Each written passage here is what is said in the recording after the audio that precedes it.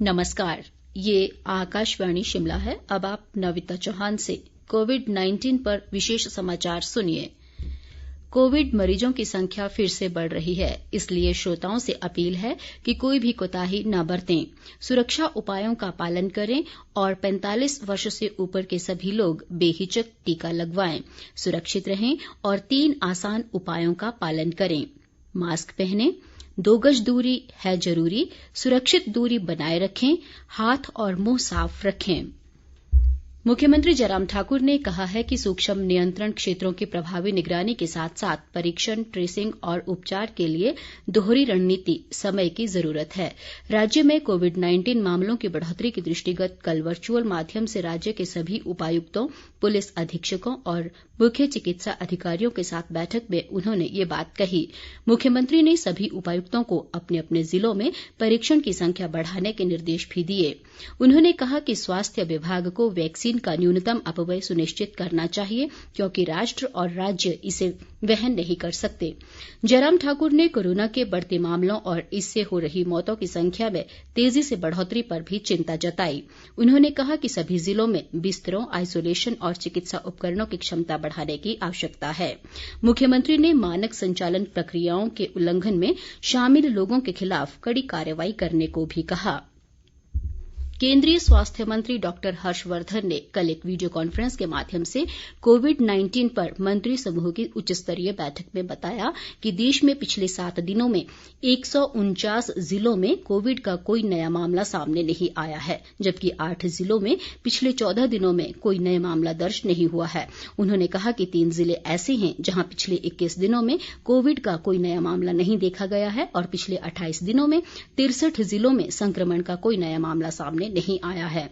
Doctor Harshvardhan ने देश में कोविड-19 के बढ़ते मामलों पर चिंता व्यक्त की है और कहा कि लोगों द्वारा उचित एहतियाती उपायों के प्रति दृष्टिकोण और आलस्य के कारण नए मामलों में अचानक वृद्धि देखी गई।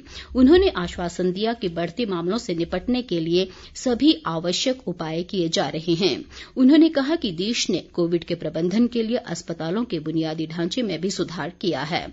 इस समय देश में 4068 से अधिक कोविड समर्पित अस्पताल हैं। उन्होंने कहा कि 4000 से अधिक समर्पित कोविड स्वास्थ्य केंद्र भी स्थापित किए गए हैं। देश में पिछले कुछ दिनों से कोरोना मामलों में लगातार वृद्धि दर्ज की जा रही है और कोविड-19 से स्वस्थ होने की दर 90.80% रह गई है। कोरोना संक्रमण से अब तक 1,19,90,859 लोग स्वस्थ हो चुके हैं।